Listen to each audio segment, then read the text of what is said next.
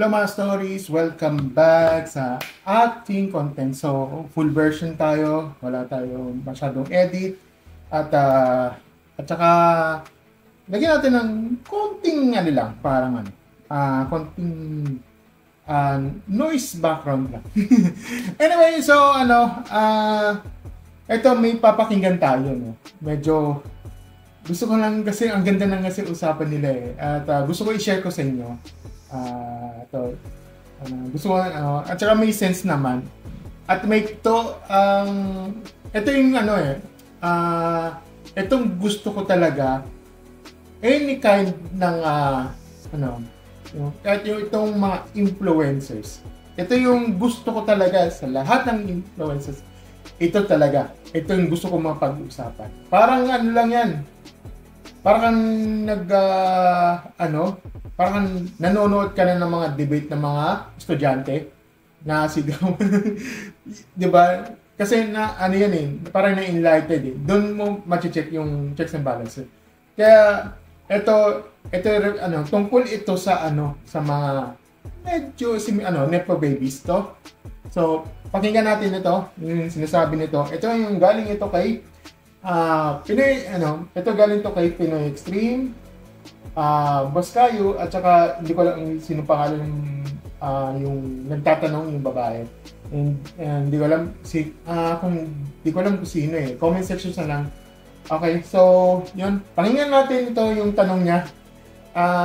Kung napanood niyo yung regarding kay yung kay Boss yung against sa So bago natin i-play ito, nilay natin yung isa. So wait lang. To get your point, pero kasi meron akong isang in-overlook na doon sa mga nasa issue ngayon, yung mga isa doon kasi she was the daughter of our recent mayor. I'm from Binyan, Laguna. So you probably know by now kung sino itong tinutukoy ko. Laguna? Yeah, Binyan, Laguna. Taga Binyan ka ba? Taga Binyan mami ko eh. Taga Binyan ako, tubong Binyan. Kapit-bahay namin yan. Ay, kilala yan dito. Kapit lugar, kumbaga. Anyway, Sir Kayo, the problem kasi with this woman is very unempathetic talaga siya. There's a video of her. Actually, bago naman ako magbigay ng opinion ko, tinignan ko muna yung mga sides, no. May nakita kasi akong video niya na very very very loud and proud niya na sinasabi na she came from a political dynasty and produkto siya ng nepotism. Okay. Yung pagiging doktor niya sa kung saang school, di ko na i-mention, no? Produkto daw ng nepotism, no? Okay, so na i-mention, no? Produkto daw ng nepotism, no? Okay. And eto, lahat ng taga-Binyan, alam to, no? During the time of, yung sunod-sunod na bagyo, last month lang, from yung kay Emong, di ba sunod-sunod kasi yung bagyo that time eh, bumaha, kasi kung nagawi ka na dito sa Binyan, Sir Kayo, yung De La Paz, sa may bandang De La Paz, kasi yan na ay boundary ng Alabang yata, may dagat doon. Bahain siya, siguro mga 3 days na sunod-sunod na ulan, babaha na doon, and then, tumatagal yung baha doon ng 4 months, 5 months, 6 months. Ang solusyon ng local government dyan, tulay na kahoy. Tapos, ang nangyari, yung pinaka-daan na nagko-connect sa bayan, sa palengke, sa public market, no, pinasara yon because of her what? Because of her birthday. So, ako naman, hindi ko pinapakayaman yung ibang mga anak-anak kasi hindi ko naman alam. Wala akong nakikita sa kanila. Pero kasi itong certain na tao na ito, nakita ko talaga na may mga sinabi talaga siya na very unempathetic sa mga tao. And I don't know if may alam siya regarding the corruption. Ang pinupuno ko lang, Sir Kayo, is parang if anak ka kasi ng politician, you should be a role. I know, may pressure doon. Kasi parang hindi naman kasi may ethical code eh. May ethical code. Oo. Hindi naman ikaw yung public servant eh. Pero kasi, in a way, nakatingin din sa'yo yung tao na, alam mo yun, parang, ay, anak ka ni Mayor ganito. So, dapat, natuturuan ka niya, pero nakikita kasi na napaka-unempathetic mo sa mga tao. Tapos, may video pa na nag-leak sa vlog mo when na sinabi mo na lahat ng mga perks na nakukuha mo is product of nepotism and you yourself is a product of political dynasty. Okay. So, yun lang naman yung sentiment ko. Pero Well, yung sa sentiment mo, let's do a nuanced view ulit, ha? Let's dive into the nuanced thinking sa side mo. Kung yun yung point mo is because she's so proud of it. Like, for example, she's proud na corrupt. Sabihin natin gano'n. Proud siya na corrupt. You have to bash her based on that idea. Now, how can you say that's wrong? How can you say that's okay? Di ba? Kasi correct. Meron siyang idea na proud siya eh. Proud siya sa ganitong klaseng ano. Okay, you have to criticize her based on her idea na proud siya doon. Right? Okay, parang explain it to me. Explain it to me na bakit ka proud. You think that is correct? That is right? Yun ba yung point mo? Parang, ito ba'y pinopromote mo na tama ito? Kasi proud ka lang kasi it's some kind of defense mechanism because you're ashamed of yourself. Parang, teka lang, parang ano? Correct, Sir Gayo. Very, very, very good point. That's why kinikritik ko siya based on her being unempathetic rather than based on on her family's wrongdoings. Yeah, okay. Kasi ito, hindi naman nagre-reflect yung kasalanan ng tatay niya Sa kanya. sa kanya. Hindi pwede tumawid yan. Hindi pwede tumawid yan. Correct. Pero yung idea niya is, kung ang idea, kung ang tunay na, kung ang reality talaga is, she's ashamed of herself and that's just a defense mechanism. Yeah. Ano ba dapat yung maging feeling mo sa tao? Magalit o maawa? Yeah, actually in a way naawa nga ako kasi parang this type of people parang hindi nila naranasan yung mga nararanasan ng norm. Kahit nga rin ako sa kalagayan doon sa let's say sa ibang sa ibang lugar. Hindi lang sabihin natin sa kalagayan niya. Tapos sabihin natin ganun ang senaryo nun na yun nga, naawa nga ako. Kaya minsan talaga na dadalas mamaya may explain ako sa isang video doon. I-detect natin ba? Filipino constituents to the point na wala silang simpatya dito sa mga naghihirap. In a way, gusto ko din sisihin, Sir Gayo, parang hindi naman word na sisihin. Wala lang akong mahanap na perfect word to describe kung ano yung nasa mind ko. Parang kasi it's also the sin of their parents yung hindi mo turuan yung na maging empathetic sa ibang tao despite of what you have, di ba? It is, but we have to include this equation na they might be rebelling against their own parents. We have to remember that as well. Teka, parang parang dito ko lang.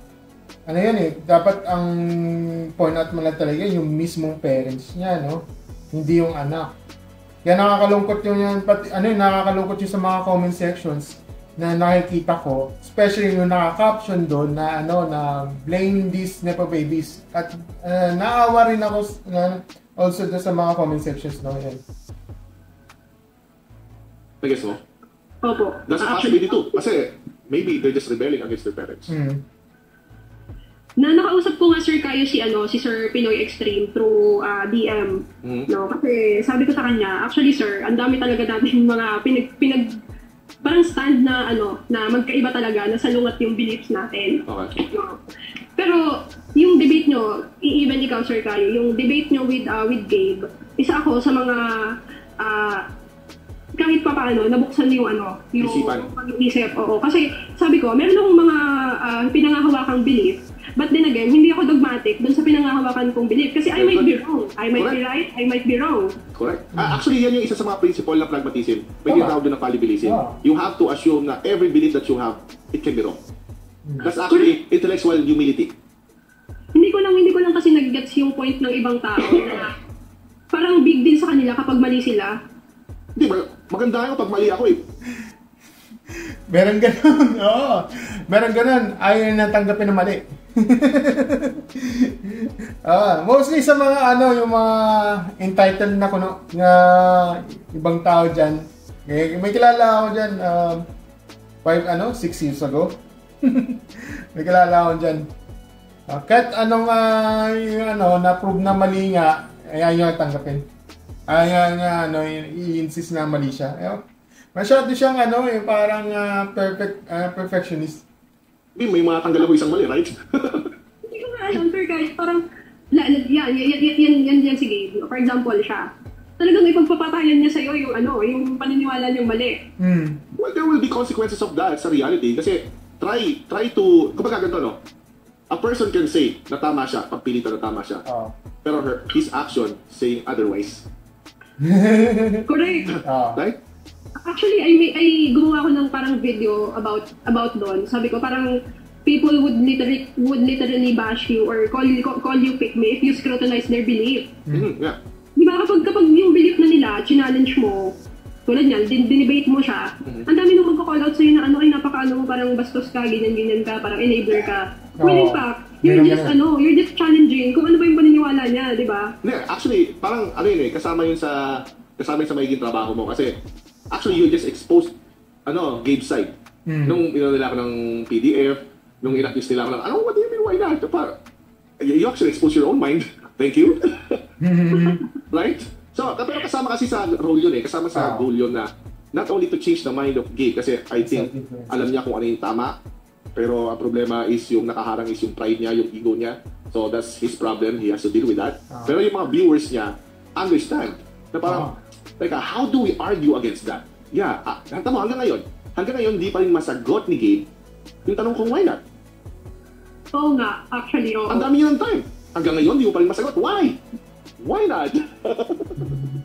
Parang nga siya, Sir Caio, total avoidance siya dun sa sagot. Kasi parang ang sagot niya I prefer not to. Parang, okay, why do you prefer not to? Alam mo, mas napakita ko siguro yung point, no? Kung yung next na question niya sa akin, sinabi ko sa kanya, I prefer not to answer that. Siguro mas mag-make sense, no? Ayun yung kagandahan sa internal critic. Kasi, sila mismo, yung nagsasako sa worldview na meron sila, parang worldview nila yung nagsasako. Sa mismo worldview din nila. Yeah. Na parang, well, thanks for that. So, paano ngayon? Meron ka ng contradiction sa sarili mong worldview. You have to fix that, dude. Kasi, actually, napaisip din ako kasi progressive din yung mindset ko talagang political view ko din talaga, ibang-iba. Napaisip din ako dun sa tanong ko na yun. Kaya nag-ano siya sa akin, nag-leave siya sa akin ng sabi ko, oo nga, no? Bakit nga pala tayo hindi naglalakad na lang nakahubad sa harap ng mga pamangkin natin? Sa harap, wala silang malis, mga bata sila. Anak mo naman yung mga yun, right? Kung sila, bata sila, wala silang malis. Of course, saan yun? Sa atin yun, di ba? Nasa iyo yung malis. Okay, so yan lang muna yan. That's just na tayo. Proceed muna tayo do kay Pinoy Spring, yung ito. I think itong babae ito, siya rin kasi nagtanong din siya, checks and balance kasi siya. Walang masama doon, okay? Ito lang naman siya, at even din ako, kailangan natin ng balance Tama lang yun, okay? So, ito, pakinggan natin ito, yung kay Pinoy Extreme. Ito yung Pinoy side ni, ito yung side ni Pinoy Extreme, ito. Rate lang natin yung mga napag-usapan namin ni Sir Caio kanina. Kasi sabi ko, I disagree na lahat i-attack. Parang yung scene ng tatay, let's say presupposing, no? Assuming na totoo na kurakot yung tatay nila kahit wala pang valid evidence. Assuming na totoo. Pero kasi, tama yun.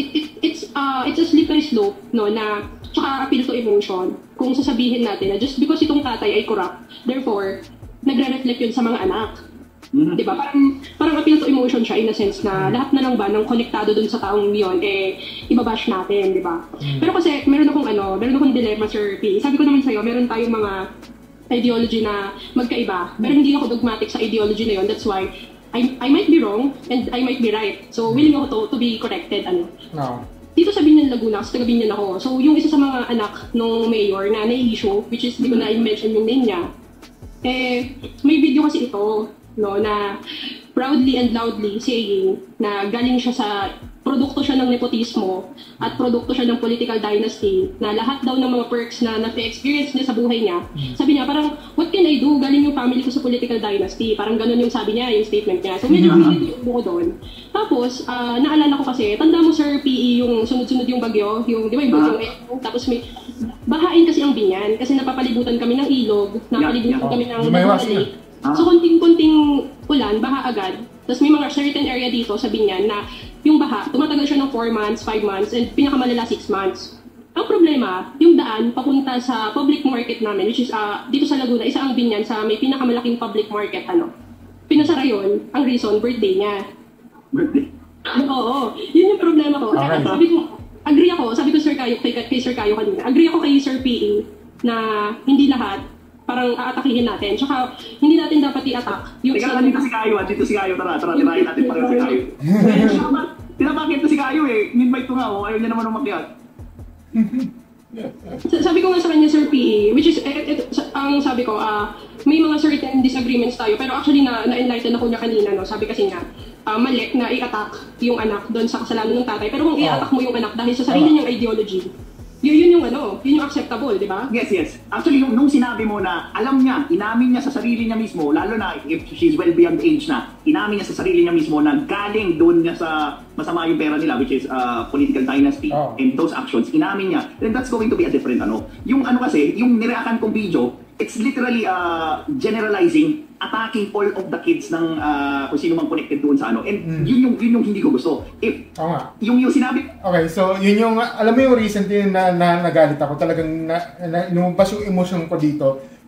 Kasi bakit nyo dine-generalize ang mga yung mga nepo babies? Well, hindi ko kinakampihan again, hindi ko kinakampihan itong yung mga nepo babies dito. Sabihin na lang natin na ilagay natin na mali, pero wag natin i-call out yan. Dapat i-call out mo ang mga politiko. Yun ang pinupunan ko dito. All the paulit-ulit na ganyan ang nangyayari, sinasabi sa mga comment sections na i-normalize lahat ang mga parang sinabi na i-normalize na yung pagbubuli. Wag, mali yan ang ginagawa mo. Sinasabi ko sa inyo na mali yan. Iba ang bullying sa pag-call out. Yan ang sinasabi. Yan yung ihirap sa inyo.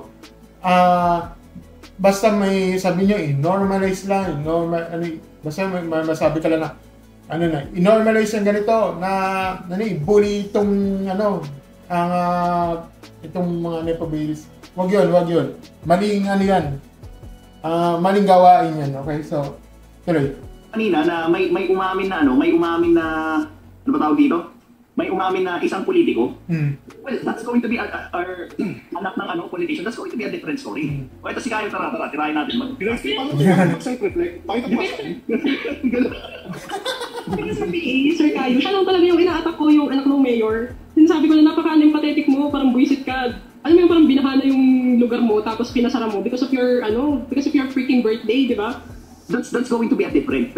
Ang pinakaayaw ko din kasi talaga, like for example, yung mga birthday na yan, ginagawa yan ng mga kahit ng ordinaryong Pilipino, yung Okay, yung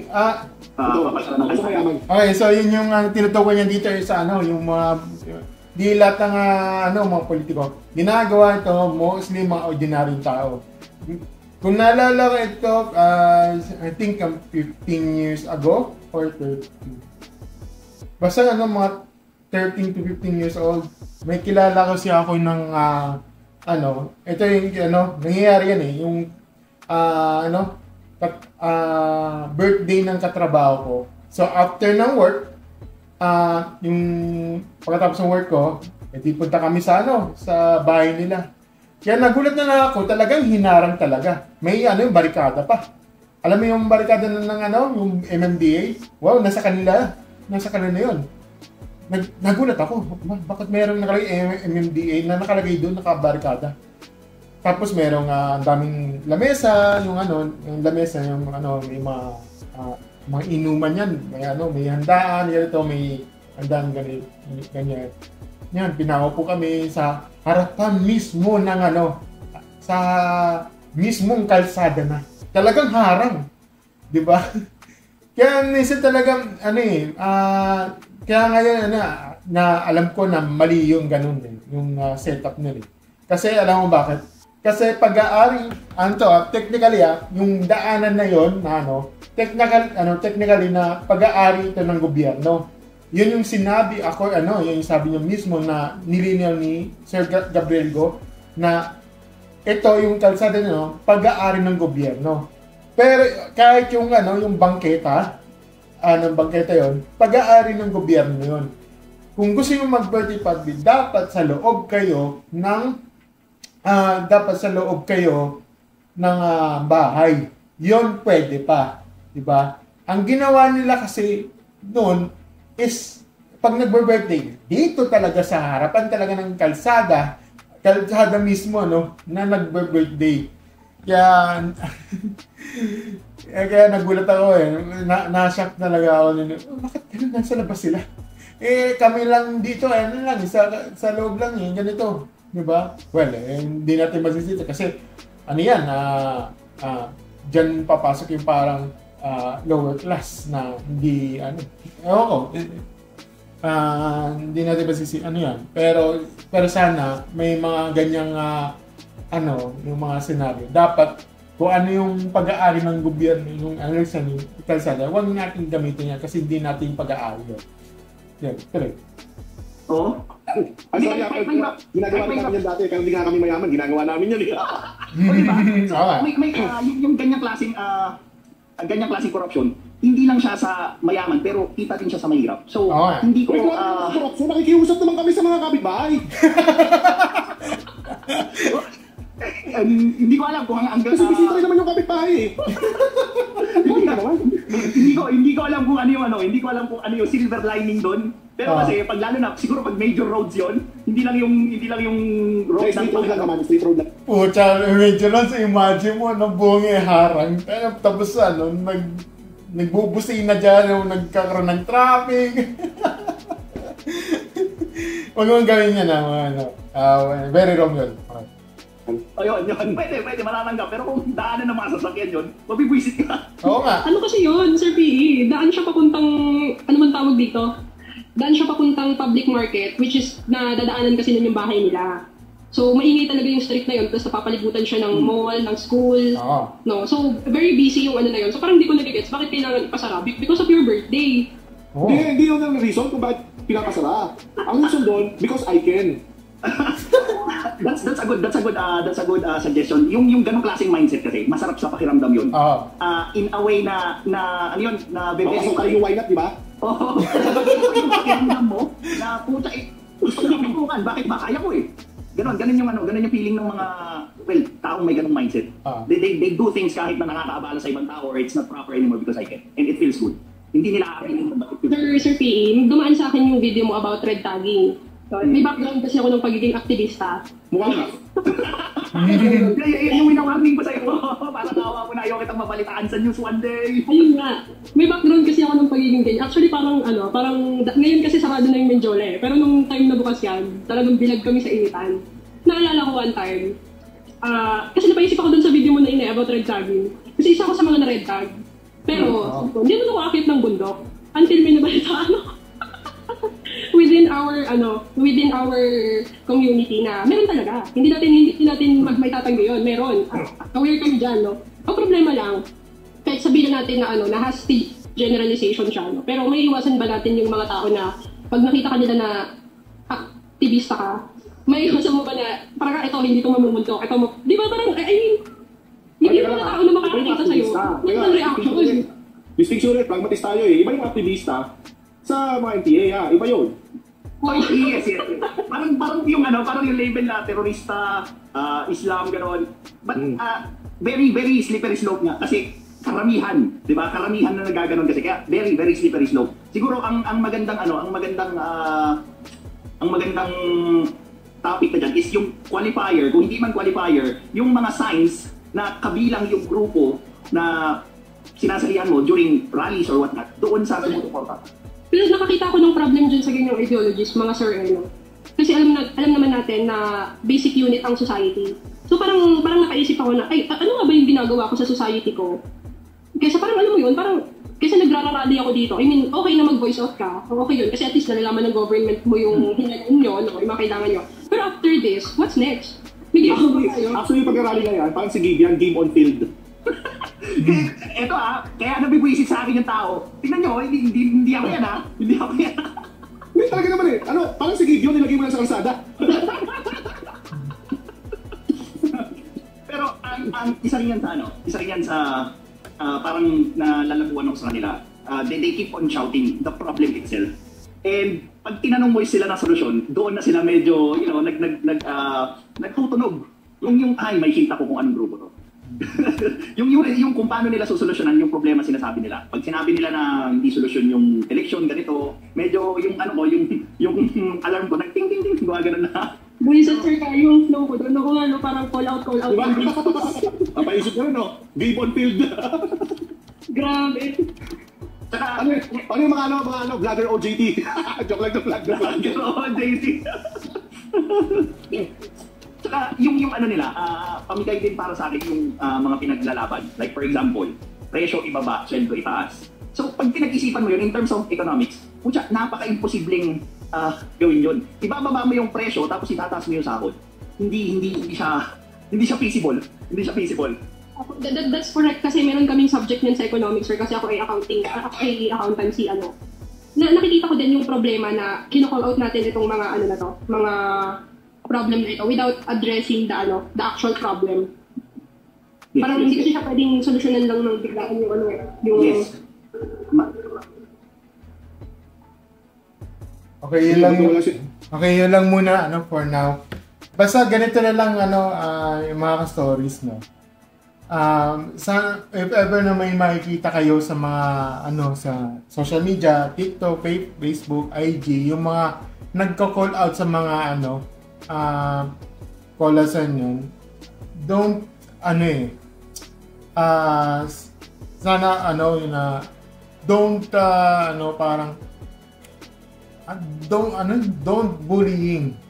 don't bullying sana, or iwasan niyo muna may ibubully, yung pagbubully. Ibang usapan na kasi yung bully, di ba?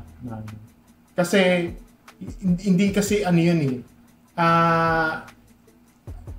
di ba, na hindi kasi siya ibang usapan na yun, ibang usapan na yung pagbubully yun It's about the mental yun Hindi nila kasalanan kasi hindi nila kasalanan ng mga anak niya kasi if ever na nagkaroon ng na ito yung naging na gumawa ng katarantado ng isang politiko, talagang nagiging nadadamay di ba? Dapat kung yung po-point out mo, yung mismong yung politiko, okay?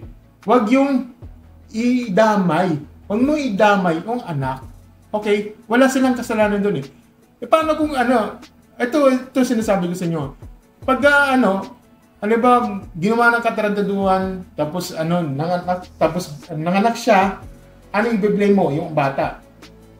Hindi ganon, di ba? Wala siyang kasalanan doon, di ba? Yan yung tinutukoy ko. Okay, so yung sinasabi niya dito yung sa yung talagang blame ni if ever na parang proud siya na ito yung proud siya sa mga yung maging political dynasty, yung parang naalala mo yung parang talagang proud siya maging ganito, prepo babies na gusto yung mga kinukuha. Well, those you must criticize nyo. Criticize them. Walang masama doon. Okay? You have to criticize that. Pero wag dumating sa wag naman sana dumating sa hantong na